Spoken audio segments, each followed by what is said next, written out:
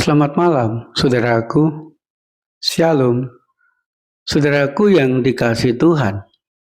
Janganlah kita menyerah di saat kita dikecewakan orang-orang sekitar kita, karena orang lain maupun keadaan kadangkala tidak sesuai dengan harapan. Tetaplah berjuang sampai kita mendapatkan keberhasilan di dalam kehidupan kita.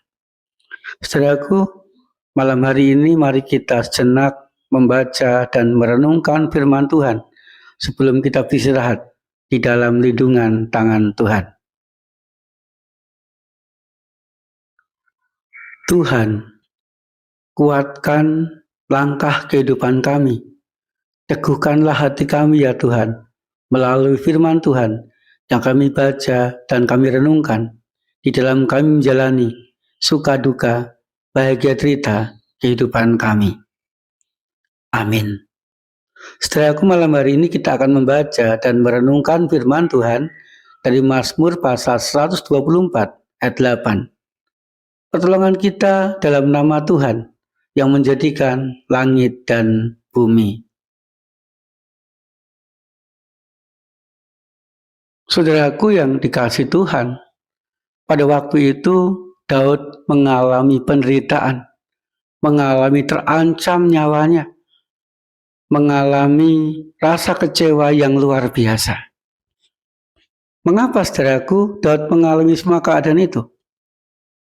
Absalom, anaknya yang sangat ia kasihi, yang sudah dirawat, yang sudah dibesarkan, yang sudah dididik. Ketika ia tidak mendapatkan apa yang ia harapkan, ketika ia tidak bisa menggantikan Daud sebagai raja, maka Absalom memberontak kepada Daud, dan Absalom ingin merebut tahta Daud. Absalom pun ingin membunuh Daud, menyingkirkan Daud, agar ia bisa menduduki tahta Daud. Setelah itu kita bisa membayangkan betapa kecewanya Daud kepada Absalom, anak yang sangat ia sayangi, yang sudah dengan sangat baik ia rawat, ia besarkan. Ketika harapannya tidak terwujud, ia memberontak dan ia ingin membunuh ayahnya sendiri. Daud tentu kecewa. Saudaraku, karena nyawanya terancam, Daud pun hidup menderita. Dia harus melarikan diri, bersembunyi dari Absalom, menghindar dari Absalom, dan ia pun hidup dengan tidak menentu. Saudaraku yang dikasihi Tuhan, di dalam keadaan kehidupan yang menderita, rasa kecewa yang sangat dalam, hidup dalam pelarian, dan bisa saja tahtanya direbut oleh Absalom, Daud tidak pernah menyerah. Daud tidak pernah putus asa di dalam menjalani kehidupannya. Ia tetap menjalani dengan tabah, menjalani dengan setia, dan ia terus-menerus berharap kepada pertolongan Tuhan. Ia terus-menerus dekat hatinya kepada Tuhan. Dan ia mengalami sesuatu yang luar biasa, saudaraku. Di tengah-tengah segala sesuatu yang ia alami, rasa kecewa, penderitaan, nyawa yang terancam, Tuhan senantiasa memberikan pertolongan kepada Daud tepat pada waktunya. Sehingga saudaraku, di dalam ayat yang kita baca tadi, Daud mengatakan kepada kita, pertolongan kita hanya dalam nama Tuhan. Saudaraku yang dikasihi Tuhan, melalui ayat yang kita baca dan kita renungkan malam hari ini, Daud hendak menekankan kepada kita.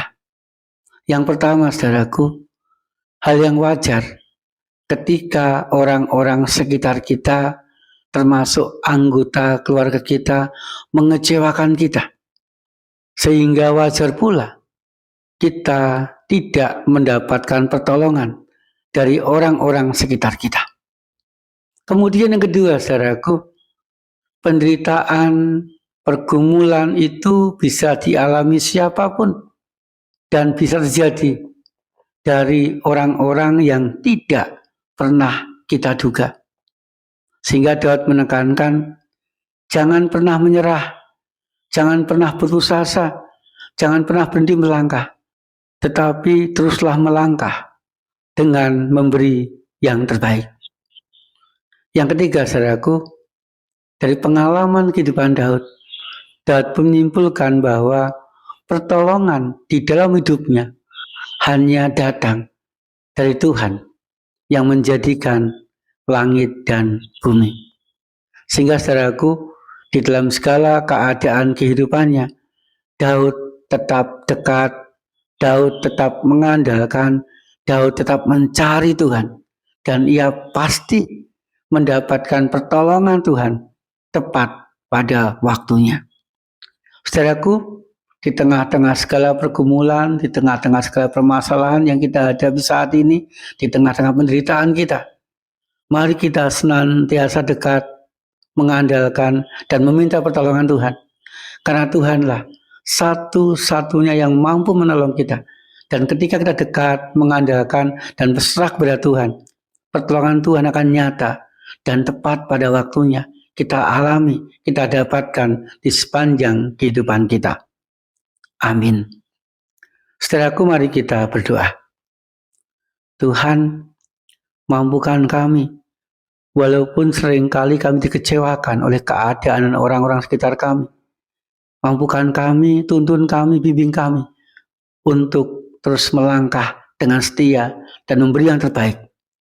Maka kami akan mendapatkan pertolongan yang nyata dan tepat pada waktunya.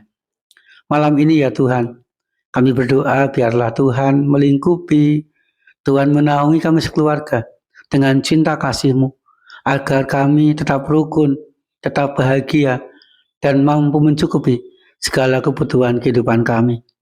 Kami juga rindu ya Tuhan, kami sekeluarga malam hari ini boleh mempersiapkan hati kami untuk esok hari kami boleh beribadah kepada Tuhan di hari Sabat-Mu. Di dalam nama Tuhan Yesus Kristus kami berdoa. Amin. Saudaraku yang dikasihi Tuhan, jangan pernah menyerah dengan keadaan, tetapi jalani hidup bersama dengan Tuhan, agar kita mengalami kekuatan dan mendapatkan jalan keluar, pertolongan dari Tuhan yang terbaik dan tepat pada waktunya. Tuhan Yesus senantiasa menyertai dan memberkati kita.